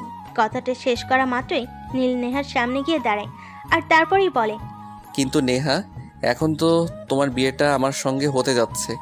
যেহেতু তুমি নিজের ভালোবাসার মানুষকে পেতে যাচ্ছ, সেহেতু তোমার জন্য একটা খুশির খবর হয়ে দাঁড়ালো, তাই না? নীলের গলার আওয়াজ শুনে নেহা মাথা তুলে তাকায় আর নিজের সামনে নীলকে দেখতে পায়। সে তো নীলকে দেখতে পেয়ে মহা খুশি, একদম সবার সামনে নীলকে জড়িয়ে ধরে বলতে থাকে, সত্যি সেই মানুষটা তুমি? এটা আমি ভাবতেও পারিনি। জানো, আমার একদম নিঃশ্বাস নিতে কষ্ট হচ্ছিল। আমি ভাবতে পারছিলাম না আমি অন্য একজনের সামনে দাঁড়িয়ে কিভাবে আমার ভালোবাসার কথা বলবো, আর তারাই বা এই বিষয়টা কিভাবে নেবেন। যাই হোক, অবশেষে আমি তোমাকে পেয়ে গেছি, আমার আর কোনো সমস্যা নেই। তখনই নীলের বাবা নীলকে উদ্দেশ্য করে বলতে থাকে, কিছু বুঝতে পারছি না, আমাকে প্লিজ একটু খুলে বলো। বাবা, আমার নেহার সঙ্গে আমার প্রেমের সম্পর্ক চলছে, কিন্তু আমি তোমাকে ভয় পেয়ে কোনো কিছু বলতে পারিনি। আর এদিকে নেহার বাবা ও নেহার বিয়ের জন্য ছেলে দেখছে, তিনিও প্রেম অ্যালাউ করেন না। তাই আমরা ভয় পেয়ে তোমাদের কাউকে কিছু বলতে পারিনি। সেজন্যই আজ আমাদেরকে এই পরিস্থিতির মুখোমুখি হতে হয়েছে। ও যাই হোক, তোমরা দুজনে যেহেতু এখন নিজেদের ভালোবাসার মানুষকে পেতে চাচ্ছ, তাহলে তো আর তোমাদের কোনো সমস্যা নেই, আর আমাদেরও কোনো সমস্যা নেই, তাই না? আপনার সমস্যা নাই থাকতে পারে, কিন্তু আমার সমস্যা আছে। আমি কোনোভাবে আপনার ছেলের সঙ্গে আমার মেয়ের বিয়ে দেব না। কিন্তু কেন? আপনি তো আমার ছেলের সম্পর্কে আগেই খোঁজ খবর নিয়েছেন, যদিও সামনাসামনি দেখা হয়নি।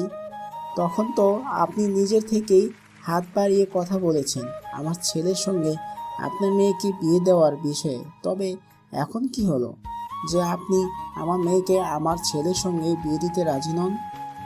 আমি কোনো বিয়াদব মার্কা ছেলের সঙ্গে আমার মেয়েকে বিয়ে দেব না।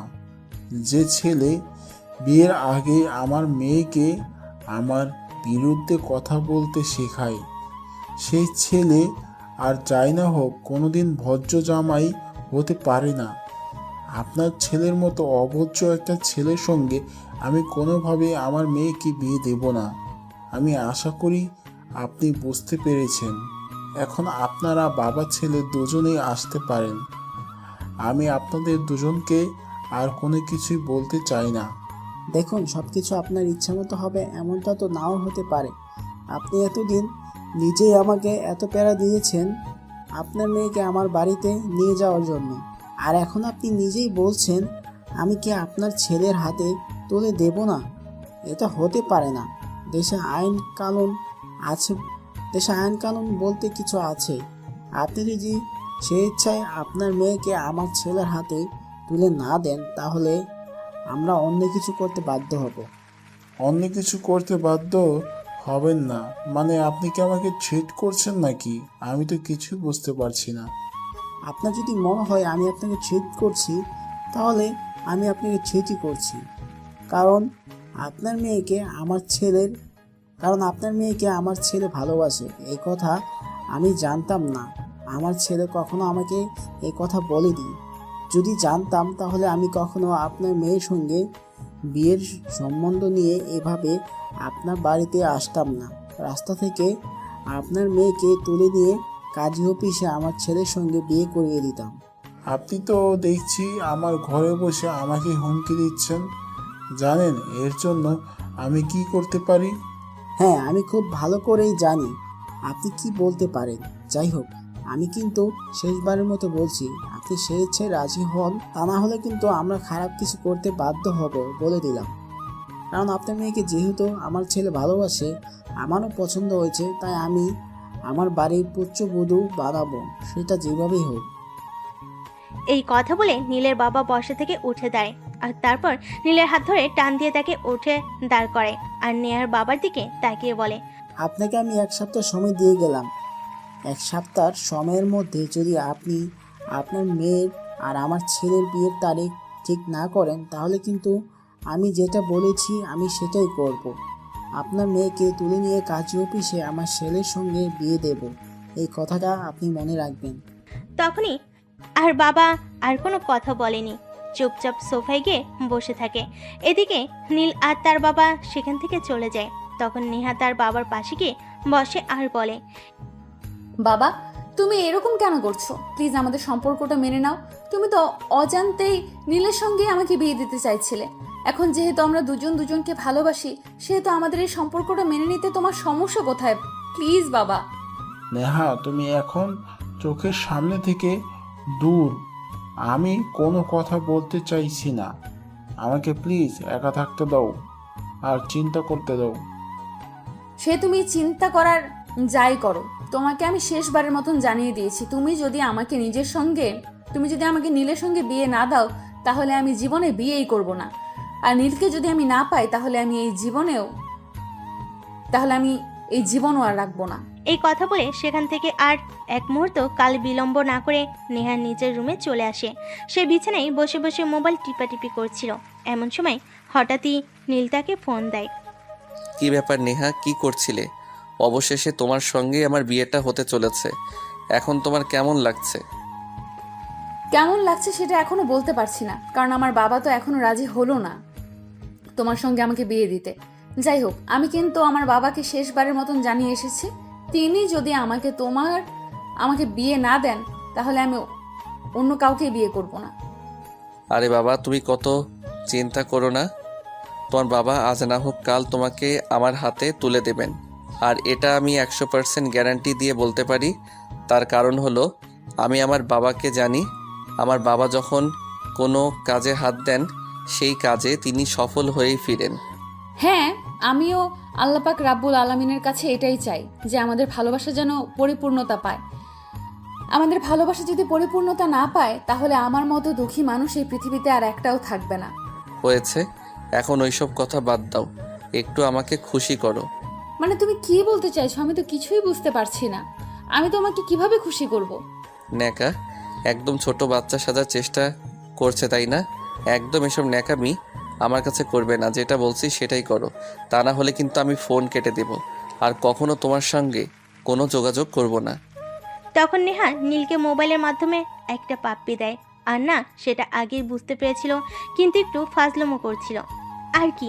যাই হোক, এরপর চলে গেল আরও বেশ কিছুদিন। এতদিনে নেহার বাবার মন গলেছে, তাই তিনি আজ নীলের বাবার সঙ্গে দেখা করতে এসেছেন। তা বিয়েই মশাই, আশা করি এবার আপনার মত পাল্টাইছে, তাই না?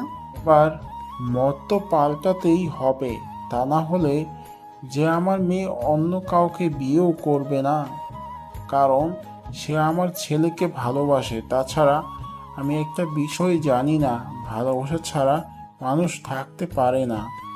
তাই আমি আমার মত পাল্টে বাধ্য হলাম, যাতে আমার মেয়ে আর আপনার ছেলে দুজনেই খুব ভালো থাকতে পারে। সেটা তো আপনাকে আমি আরও আগেই বলেছিলাম, কারণ আমি খুব ভালো করেই জানি। আর যাই হোক, এই যুগের ছেলেমেয়েরা পরিবারের কথা চিন্তা করে নিজের ভালোবাসাকে কোরবানি করবে না, প্রয়োজন হলে তারা নিজেকে কোরবানি করে দেবে। তাই আমি যখন শুনলাম আমার ছেলে আপনার মেয়েকে ভালোবাসে, তখন আর এক মুহূর্ত দেরি না করেই সিদ্ধান্ত নিয়েছি। আর সেজন্য আমি আপনাকে বলেছিলাম, কিন্তু আপনি তো তখন বিষয়টা বুঝতে পারেননি। হ্যাঁ, এখন আমি বিষয়টা বুঝতে পেরেছি, তাই তো আমি কাল বিলম্ব না করে আপনার সঙ্গে কথা বলতে এসেছি। যাই হোক, বিয়ে শাদীর কথা বলা বিষয়ে আলোচনা করার কিছু আছে, তো তাই আপনার সঙ্গে আলোচনা করতে আসলাম। হ্যাঁ সেটাই, আচ্ছা আমরা তাহলে বিয়ের ডেটটা তাহলে আমরা বিয়ের ডেটটা কবে ফাইনাল করতে পারি?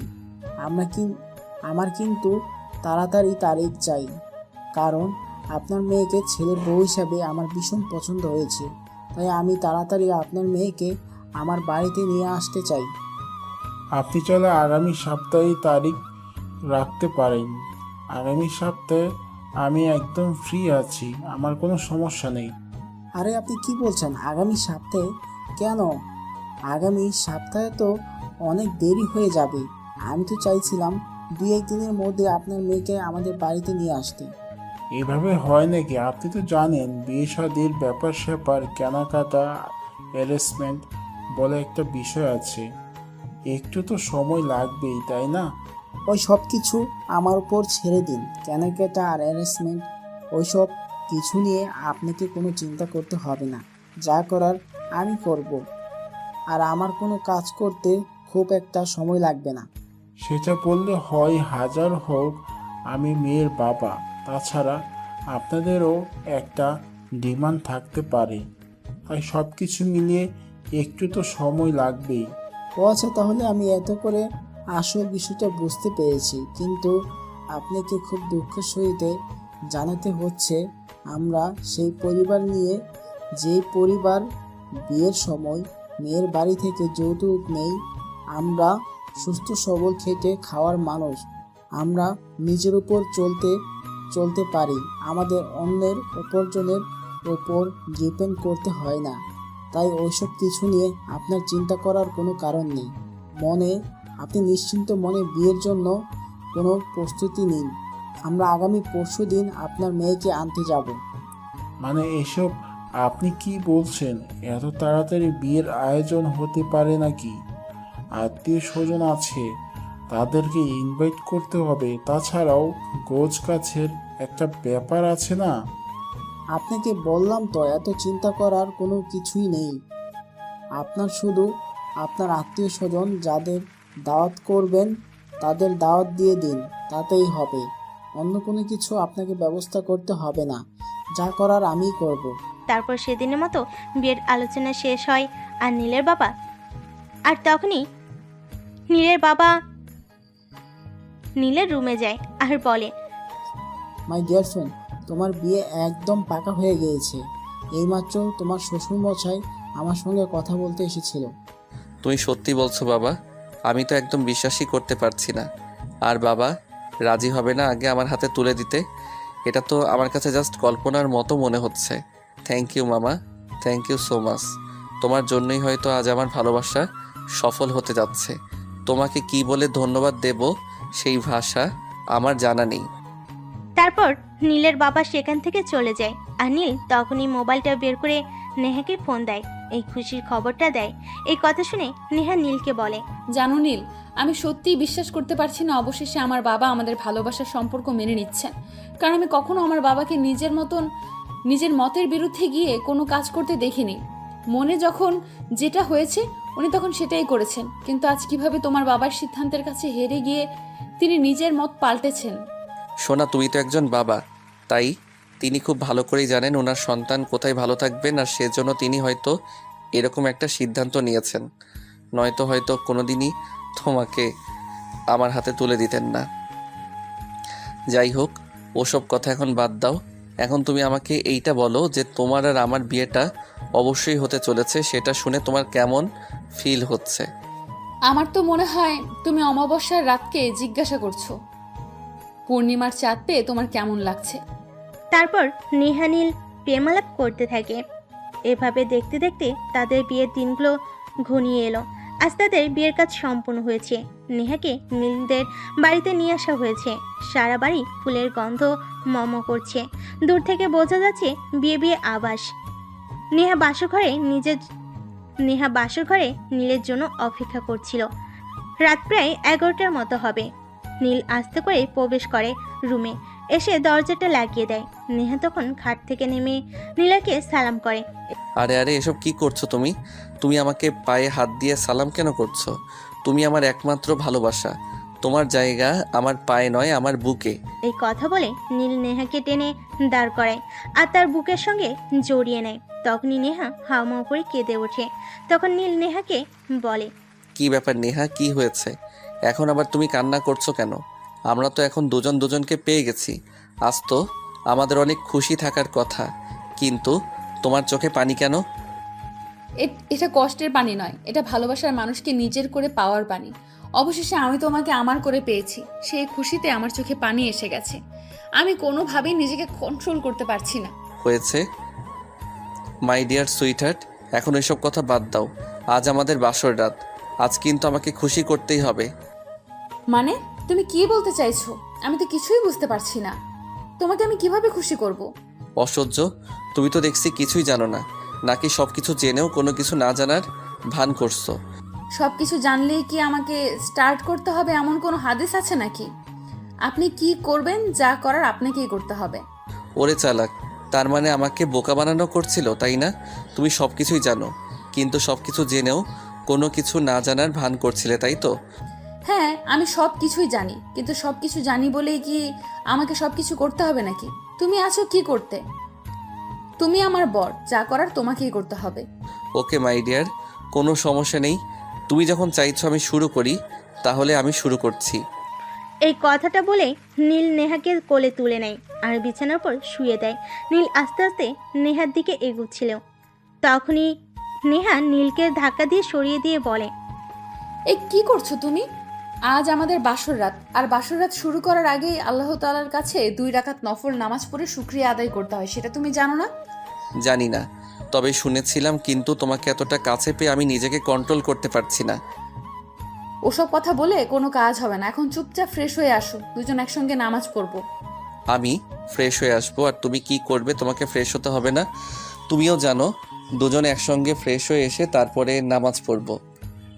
তখনই নীল আর নেহার দুজনে একসাথে ওয়াশরুমে ঢুকে তারপর ফ্রেশ হয়ে অজু করে নামাজ পড়তে বসে। নামাজ শেষে নেহা আল্লাহর কাছে অনেক কান্নাকাটি করে। যেভাবে সে নিজের ভালোবাসাকে চিনেছে, যেভাবে সে নিজের ভালোবাসার মানুষকে নিজের করে পেয়েছে, তাকে যেন আর কোনোদিনও ভালোবাসার মানুষকে হারাতে না হয়। তার ভালোবাসার মানুষটা যেন সারা জীবন তারই থাকে। এগুলো পাশে বসেই নীল শুনছিল। নামাজ শেষ হলে নীল তাকে বলে, তুমি মোনাজাতে এভাবে কান্না করছিলে কেন? ভালো কি তুমি একাই বাসো? আমি তোমাকে ভালোবাসি না? তোমার কি এটাই মনে হয় যে আমি তোমাকে ছেড়ে চলে যাব? তুমি আমাকে ছেড়ে চলে যাবে কিনা সেটা আমি জানি না, কিন্তু যদি কখনো এমনটা হয় তাহলে আমি সত্যিই মরে যাব, কারণ আমি তোমাকে ছাড়া বেঁচে থাকতে পারবো না। এই কথাটা শেষ করার আগেই নীল নেহার মুখ চেপে ধরে আর বলতে থাকে, খবরদার, আর কখনো এমন অলক্ষণে কথা তোমার মুখে আনবে না। আমি এসব কথা তোমার মুখ থেকে আর শুনতে চাই না। তুমি আমার প্রথম আর শেষ ভালোবাসা, তোমাকে আমি কখনোই হারাতে চাই না। এখন এইসব কথা মাথা থেকে ঝেড়ে ফেলে দাও। আমাদের বাসর রাত আছে, সেটা কি তুমি ভুলে গেছো নাকি? চলো, এখন বাসর করতে হবে তো। কিন্তু নীল, আমার না খুব ভয় করে, যদি কখনো তোমাকে হারিয়ে ফেলি তাহলে আমি কি নিয়ে বাঁচবো? তোমাকে ছাড়া আমি সত্যিই বেঁচে থাকতে পারবো না। প্লিজ, এইসব আজে বাজে চিন্তা করে তুমি আমাদের এত সুন্দর সময়টাকে নষ্ট করে দিও না। আমি তোমার আছি আর তোমারই থাকবো। পৃথিবী কেয়ামত হয়ে গেলেও আমাকে তোমার কাছ থেকে কেউ সরাতে পারবে না। এই কথা বলে নীল আর এক মুহূর্ত দেরি না করে নেহাকে জায়নামাজ থেকেই তুলে নিয়ে কোলে উঠিয়ে নেয় আর তারপর সোজা বিছানায় নিয়ে চলে আসে। তখনই নেহা বলে, এই, তুমি একবার আমাদের পুরো রুম আর ব্যালকনি চেক করে নাও তো। কেন? আমাদের বাড়িতে কি একটু আগে জোর এসেছিল নাকি, যে জোর কোথাও লুকিয়ে আছে সেজন্য তুমি ভয় পাচ্ছ? আরে বাবা, তুমি এত কথা বলছো কেন? আমি তো সেটাই বুঝতে পারছি না। আসলে আমি শুনেছিলাম বাসরাতে নাকি ছোট ভাই বোনেরা ফাজলামো করে ঘরের আনাচে কানাচে লুকিয়ে থাকে, আর নতুন বর বউয়ের কথা শুনে, তাই বলছিলাম আর কি। এই ব্যাপারে চিন্তা করার কোনো কারণ নেই, কারণ আমার কোনো ছোট ভাই বোন নেই, আর থাকলেও তাদের এত সাহস হতো না আমার বেডরুমে চলে আসার, যেখানে আমি আমার বউয়ের সঙ্গে রোম্যান্স করব। এই কথা বলে নীল নেহার দিকে এগোতে থাকে আর নেহা তখন পিছোতে শুরু করে। এটা দেখে নীল বলে, কি ব্যাপার, কি হয়েছে? তুমি এভাবে পিছাচ্ছ কেন? আমার কাছে আসো। আমার না কেমন জানি লাগছে, কেমন একটা অস্থির অস্থির হচ্ছে। এরকমটা সবারই হয়। এখন প্লিজ আমার কাছে এসো, আমি তোমার থেকে আর নিজেকে দূরে দূরে রাখতে পারছি না। এই কথা বলে নীল নেহার হাত ধরে আর একটু নিজের কাছে টেনে নেয় আর তাকে ভালোবাসতে শুরু করে। নীল নেহার শরীরে কিস করতে থাকে আর তার শরীর থেকে গহনা, কাপড় চোপড় এগুলো খুলতে থাকে। এদিকে নেহা চোখ বন্ধ করে এসব ফিল করছিল। এটা দেখে নীল বলে, কি ব্যাপার নেহা, তুমি তোমার চোখ বন্ধ করে রেখেছো কেন? তাকাও একবার আমার দিকে। আমি তাকাতে পারবো না, এইভাবে বিবস্ত্র অবস্থায় নিজেকে দেখতে খুব লজ্জা করবে। ও তাই নাকি? আচ্ছা ঠিক আছে, কোনো সমস্যা নেই। আমি আজ তোমার সমস্ত লজ্জা ভেঙে দিব। আমার ভালোবাসায় কানায় কানায় তোমায় ভরিয়ে দেব। এই কথা বলে নীল আগে আরো কাছে টেনে নেয় আর আদর করতে থাকে।